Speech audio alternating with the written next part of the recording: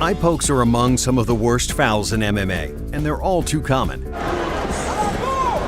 Oh no. Oh man. Oh, bad eye poke. One poke can drastically change the course of the fight, and sometimes be the only difference between a win and a loss.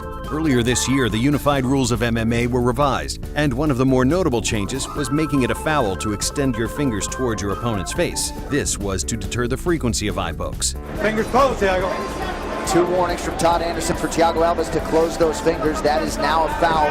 This is a list of fights where a poke had a significant impact on the fight or the fighter's health. These are some of the worst eye pokes in MMA. Jon Jones is widely regarded as the king of the light heavyweight division, as well as the king of eye pokes. Oh yeah, right in there, man. Jones has worked for years perfecting his eye poking game and has honed it down to an exact science. Jon Coke Dick Jones has poked his opponent in the eye in almost all of his UFC fights, including Alexander Gustafsson. Hold on, he got poked. Quinton Jackson, Glover Teixeira, Daniel Cormier, and more.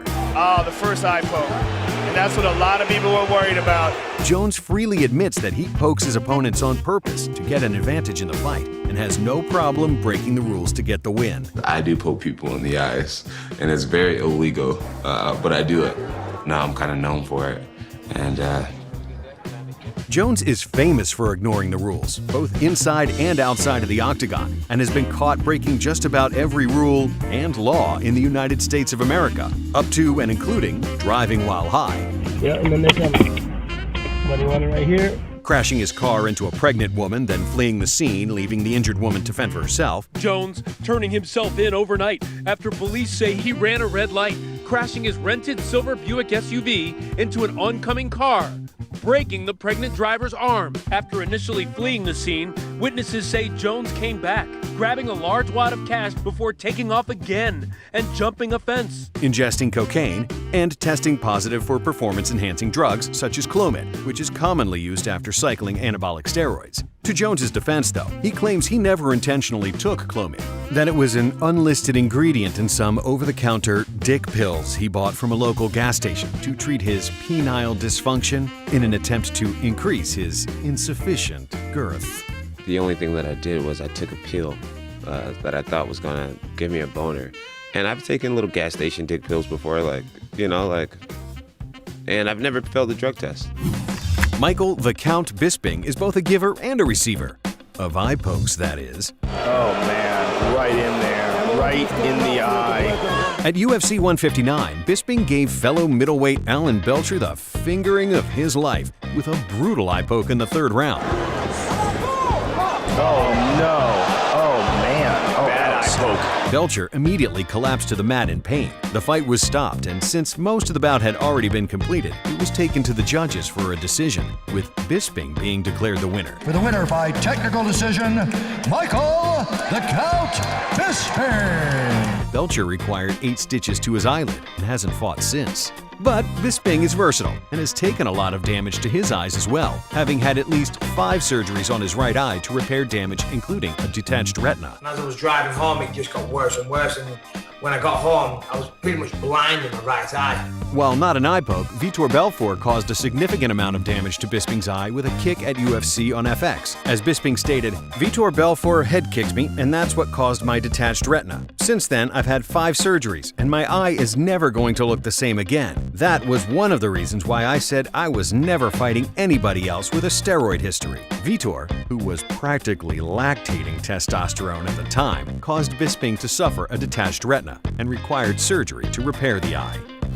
Anthony "Rumble" Johnson's name has become synonymous with eye pokes in his 28-fight career. Johnson suffered his first major eye injury by the fingers of Kevin Burns at UFC Fight Night in 2008. Anthony Johnson is in a lot of pain. That was like a finger went right in his eye. Burns, who claimed his hand was broken, wasn't able to close his hands all the way while throwing punches, leading him to poke Johnson in the eye several times during the fight. He might have got poked in the eye, but now he seems to be fine. Might have got poked in the eye there. Got caught in the eye, I guess, again. Mazzagatti warns Burns to watch the fingers. Referee Steve Mazzagatti warned Burns multiple times to keep his fingers out of his opponent's eyes, but Burns continued to poke and prod Johnson until midway through the third round, when Burns landed the most devastating poke of the fight. Oh my goodness! This fight, they're stopping the fight. Steve Mazzagatti, being Steve Mazzagatti, called off the fight, but instead of disqualifying Burns for the illegal eye poke, declared him the winner via TKO, despite the replay clearly showing the illegal poke. Clearly, Kevin Burns poked Anthony Johnson in the eye. You see him react to it. Johnson appealed the decision in an attempt to have the loss removed from his record, but the Nevada Athletic Commission rejected the appeal due to lack of remedy. Johnson has been poked many times throughout his career, including once by Josh Koscheck. Poke right to the eye, man. And another time by DJ Linderman, which only seemed to anger him. Johnson, and he took an inverted shot in the eye. Oh! And dropped him. Oh, man, that is it! Travis Brown defeated former UFC fighter Matt Mitrione during a UFC Fight Night bout in 2016, but not without its fair share of due controversy. He's got an advantage with his height and length. Oh, poked the eye. Oh, no.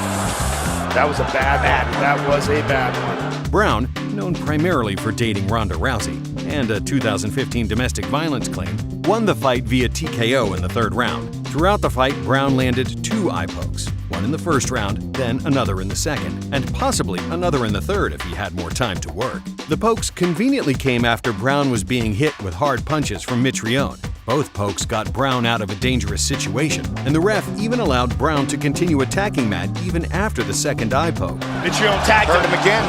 Oh no, another poke. The battle continues right here.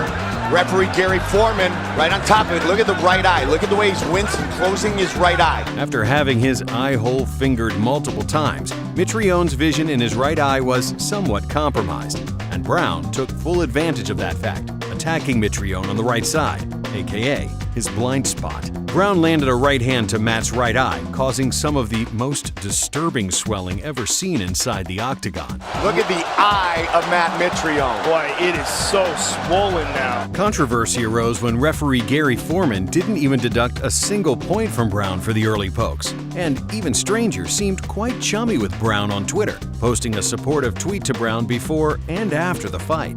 Mitrione filed an appeal with the Massachusetts State Athletic Commission over the incident. The appeal was promptly denied. Brown also poked Fabricio Verdum in the eye at UFC 203, but wasn't deducted a point for it. Uriah Faber has shoved his fingers where they don't belong at least 2 times in the last few years. I mean, he just poked him in the eyes. The recently retired Faber was down on the scorecards against Francisco Rivera at UFC 181, until a helpful poke to the eye stunned Rivera long enough for him to get the submission victory. Oh, he tagged him though. He hurt him. Francisco's hurt. Faber looking to finish this fight. It is all over! Referee Mario Yamasaki didn't notice the poke, and Faber took full advantage, submitting his opponent via a bulldog choke. Here it is, right there. Oh my goodness. Without a doubt, right in the eye. Rivera suffered a crack in his retina and required surgery to repair it. Rivera also filed an appeal with the Nevada Athletic Commission in hopes of overturning the loss. The appeal was denied. Faber has made a habit of poking people named Rivera, as he also poked Jimmy Rivera in the eye hole as well. I mean, he just poked him in the eyes. The poke came midway through the third round at UFC 203.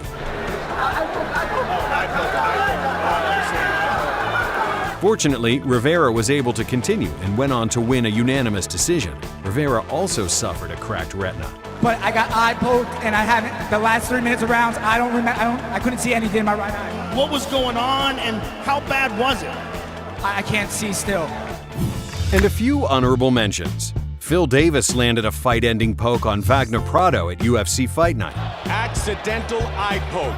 Brandon Vera doubled down on his fouls and landed a groin shot and poke simultaneously. There's the low kick and then a poke to go with it. Double damage. Mo landed a devastating eye poke on Curly during an unsanctioned bout in 1939. Mo! I can't see! Thanks for watching. Be sure to subscribe.